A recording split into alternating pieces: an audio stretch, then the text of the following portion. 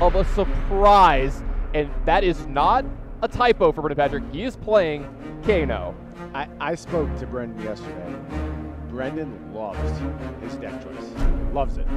Now, this is where the foot sort of hits the road and you find out whether it's all bluster and hype or it's really there. But Brendan thinks they cracked it and have among the best decks in the room.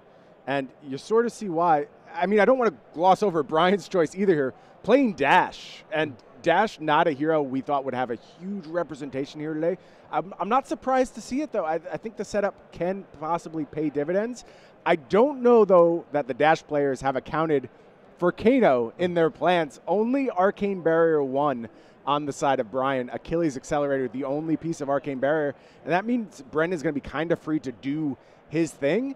And his thing is pushing a lot of damage with this Kano. Yeah, I know we got a little bit of a glare here. This is the backup feature match that we have. We're going to have this fixed for later, but I've been told that it's Ragamuffin's Hat, Tunic, Storm Striders, and Metacarpus Nodes. Yep. So those are the equipment that are going to be going on for Brendan over here. So you see that he's got the first Tunic trigger here as well, and that's a Crucible as well here. I got to point this out. Brand new one as well. That's a white-bordered Crucible. Yeah, love to see it. Our first sight. Yep, and it's coming through to push a little damage here as well. Going to go ahead, activate that Crucible. Voltic Bolt going to be backed up by Crucible, and that means 6 arcane damage headed Bryan's way. It's funny, like there's 2 games you play against Kano. You play games with Arcane Barrier, where you think very defensively, and you say, okay, how much do I need to hold back? You know, how can I afford to still push damage and have this Arcane Barrier available? And then there's games where you're like, I hope they don't kill me, which is exactly where Bryan is now, because there is only one Arcane Barrier. For the time being, that Arcanite Skull Cap could get turned on at some point, providing Arcane Barrier 3 should Bryan's life total go a little bit low. But Brendan, an extremely experienced Kano player, knows how to manage that, and already a fine start here for the Kano player. Kano activation is going to allow Brendan to sort of break the rules of Flesh and Blood, use an additional action on his turn, playing Blazing Ether as an instant. Yeah, we saw the Gaze of Aegis come right before that as well, also breaking the way the game normally works, because he got to play as an instant because he played a wizard card before that, and getting to do Blazing Ether, getting to do a lot of the stuff at instant speed. Flake and I like to refer to this. It's not your turn. It's not my turn. It's our turn. Our turn. And that's also not a thing. I wanted to point this out. We forgot to mention this. Brendan starts this game at 30, not at 40. This is one of the few times that you start at a different life total. Yeah, and boy am I thankful to the folks at LSS for making Kano have this handicap. There's a reason Kano starts at 30 life. The damage output is massive from this deck. But I don't want to sleep on Dash either. I don't know particularly Bryan's build yet. We don't have deck lists in front of us quite yet.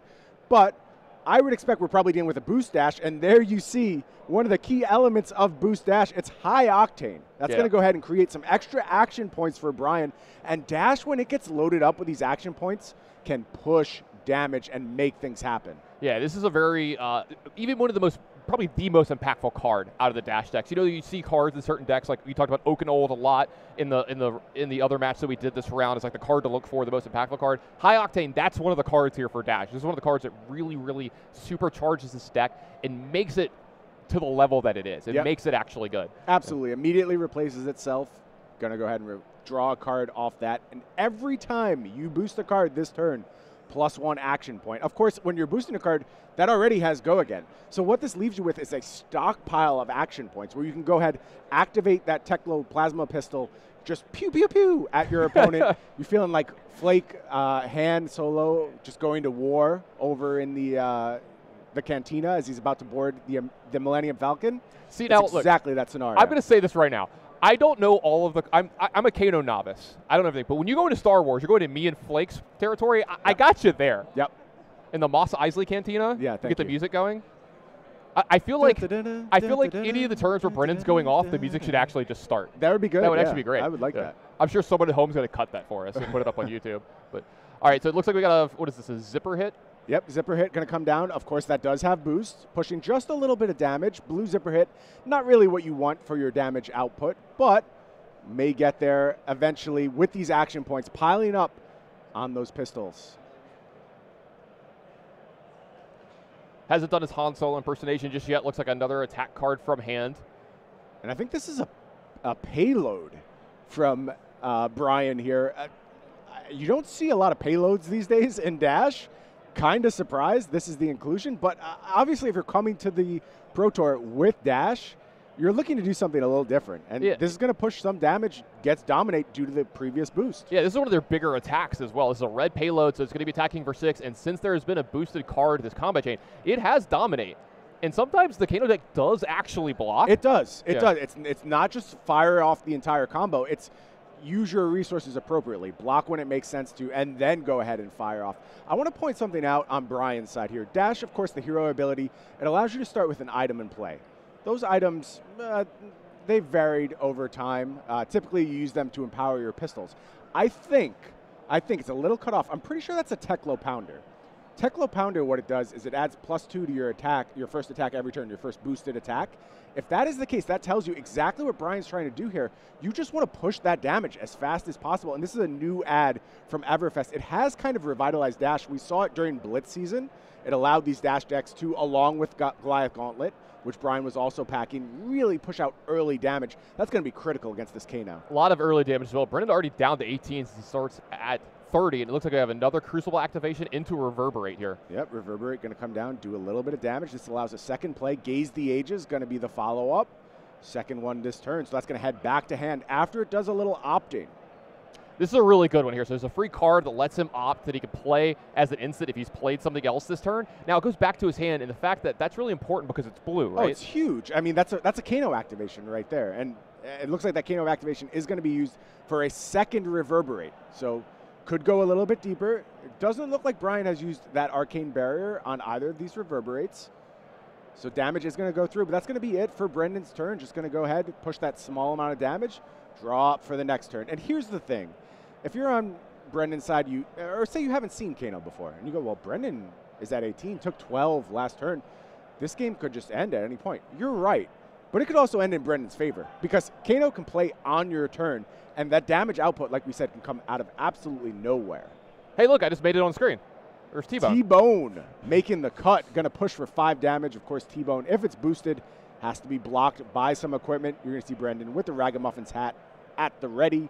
Put that in front and add another block. Ragamuffin's hat just fulfilling the requirement there. Does not have any block value, but you do have to push equipment in front of the T-Bone.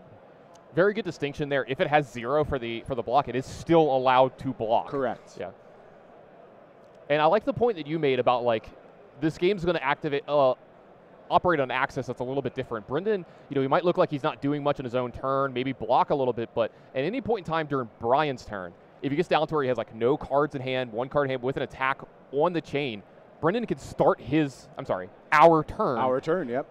At that moment, so there's no cards to be pitched for Arcane Barrier there, and try to maybe combo off with a big huge turn. 28's a lot to ask, but I've seen bigger numbers happen. Absolutely. It can happen, and you see Bryan just doing his thing very effectively, getting a little wide, using some help from Teklo Foundry Heart to make additional resources, and pushing damage through to get Brendan down to 9 with a flurry of both pistol activations and boost attacks. Yeah, I saw a high-speed impact, a throttle, some pistol activations. Here's a big one, okay. Tannen. What we're setting up here, Brendan's going to go ahead and pitch, activate Crucible, and play an Ether Spindle.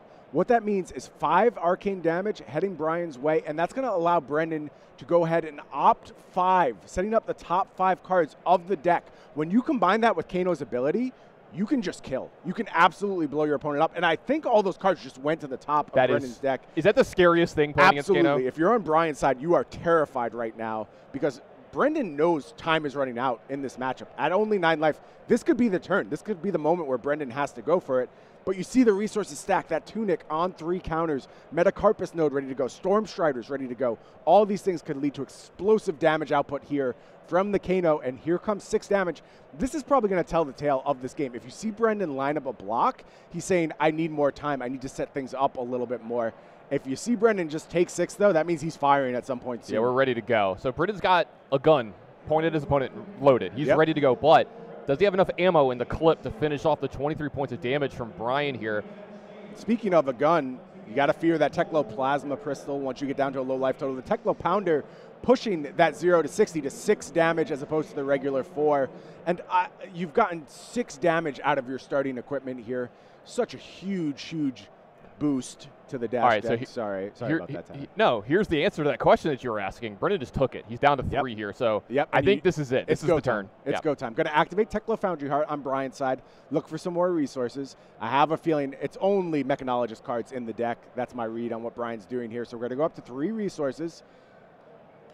Let's see what we want to do with those. Of course, that could fuel some Arcane Barrier, but critically, Arcanite Skullcap not going to be online. It's never going to be online. If you're lower than him, you're dead. Yep, just not going to happen. And here comes a lethal high-speed impact.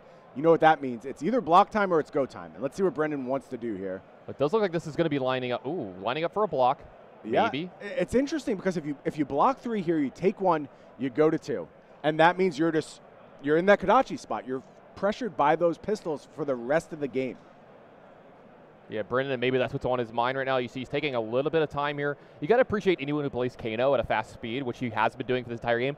This is where it's going to slow down. Oh, yeah. This is where it gets difficult. Yeah, and you know, like I mentioned, Brendan, very confident with the deck choice. I don't think, though, he was envisioning himself sitting down across from a dash. Ooh, here's a Kano activation from Brendan, and a huge hit. It's Tome of Aetherwind. That's going to allow Brendan to draw 2 more cards. So now we're working with a big hand, resources ready to go, and Brendan has to see if we can find the damage here. Of course, knew that Tome was there, opted on the last turn. This is all part of the plan for Brendan, and Brendan should know how much damage is available at this point. It's just a question of how to maximize it and what to do here. Yeah, that Tunic still on 3 counters, very important. Talk about here, it does look like there's 2 resources floating on Bryan's side, so you can at least soak up 1 damage from one source of arcane damage, another damage from another one, but if Brendan starts going off, the number starts getting astronomical in the 30s and 40s, so I don't know if 2 life, the extra 2 life is going to make a difference. We'll have to see. Card I'm watching for here is Ether Wildfire. That really kicks this deck into high gear, and if Brendan finds it, the damage output is going to go through the roof. So looks like we're lining up double block. It could be a block here, and that might tell you that Brendan didn't have exactly what he needed to deal 23 on this turn. Maybe he wants to get 1 more go-around. Yeah, Sonic Boom, Voltic Bolt, going to come down and block that high-speed impact. We'll see if Brendan has anything else to do here. Maybe get a little damage in and set up an arsenal for next turn. Maybe. Let's see what Bryan does with the rest of the turn, though. Going to go ahead and load up that pistol, as expected, but it's going to be a zipper hit with boost. So now we're demanding a lot of block from Brendan. And Brendan's going to go ahead and double block again. Yep, this is and a it's going to have to throw the last card. No, not throwing the last card at the pistol. Going to fall to 1 is Brendan. Extremely precarious, but predictable, I will say. Brendan knows what's coming, knows it's go time. This is it, folks. This is time for the Kano turn. I mean, you could throw your whole turn at blocking, but I expect Bryan is still able to reliably produce over 12 damage in a turn, and if that's the case, you don't want to waste even 1 resource blocking. You need it all to go off and find the W here if you're Brendan Patrick. Now, if you're Brendan Patrick, you do have that arsenal. You have a 4-card hand. You have a Tunic on 3, but like you said, you've got to believe Bryan's going to present enough damage here to say, you need to kill me now. Yeah, and for what it's worth, the Tekla Pounder is off the arena. The Goliath Gauntlet is gone, so some of the damage output has been dealt with, but you see a throttle to start the turn, and that's just one of the highest output of damage Dash can have in a single card. So I think this is the moment where Brendan has to react. Going to start pitching an energy potion, card a little bit off screen for the Kano. I believe that's the one that deals 5 damage. I can only see like a 1/6 of the picture here, but I'm trying to get a guess on it. And like I said, I'm not a Kano expert, but it looks like Brendan's going to do some more accounting it's here. It's very lightning bolty, and unfortunately that doesn't narrow down a lot when it comes to Kano. It might be a zap. It might be something else, but we're going to see it. I mean, Brendan's going to have to use all the resources here to find a win. For the time being, it looks like it's just going to float. It looks like it might have another Kano activation getting lined up here. I think so, and you don't have to use those Kano spells immediately. You can kind of stockpile them and line up exactly what you want to do. So here's a Kano activation. Looks like we're going to respond to that Kano activation with a Storm Strider's activation. This allows the next spell to be played at instant speed. Going to go ahead, activate the Ragamuffin's hat. That's going to put a very specific card on top of the deck for Brendan, which is now going to be revealed to the Kano ability. Let's see what it is he's set up. So it looks like Tome of Fandel look like the reveal there. Looks like a little bit of balk, though. Came back to his hand just a little bit, so let's see if that's exactly how he wants to start off this turn. This is the thing about Kano. I feel like you need an accounting degree and a PhD in applied mathematics to play this deck correctly. Here is it's make or break. Every point of damage is so critical, and we're actually going to start with an activation of Crucible. Going to go ahead, add to the next damage output that Brendan is able to put together. And now here's the card. This is the card we were looking for, Tannen. It's Ether Wildfire. And if you don't know this one, you will if Kano becomes part of the metagame. If this is played on an opponent's turn, every damage that Ether Wildfire deals is applied to all future arcane damage done on the turn. So with Crucible, with Metacarpus Node, that Wildfire is being pushed for 6 total damage, and now Toma Feyendel going to come down, draw 2 more cards, all going to be juiced up by that Wildfire after it resolves, which it still has to do. So we're going to take some time, probably clear the stack here, and then go ahead and figure out what's next for Brendan. Is the rest of the damage there? Looks like Bryan down to 18 here. Does Brendan have 18 more? Looks like we're lining up another pitch here. Yep. Pitch of 2. Sonic Boom going to be the next play. So not only is this big, but it's going to reveal the top card of Brendan's deck and allow that to be cast for free as well. If this is a big reveal, you know, something like a Blazing Ether, this could just be it. I'll say this is dealing, what, 8 damage? 8 damage going to be pushed through, I believe. I believe that Wildfire did 5. So 8 from the Sonic Boom. That's going to bring Bryan down to either 11 or 10, depending on whether he wants to spend a resource here. It looks like 9 was the push through. Oh, Metacarpus Node added to the back right, end. so that makes sense. Yep. Down to 9. So pretty much any big burn spell here gets it done. Yeah, and I think Brendan still knows the top card at this point. So gonna reveal. Oh no, like it was Energy Potion. He did not know the top card and blanked on the last moment to go ahead and fall to Bryan Kong in the second match of this Flesh and Blood Pro Tour. You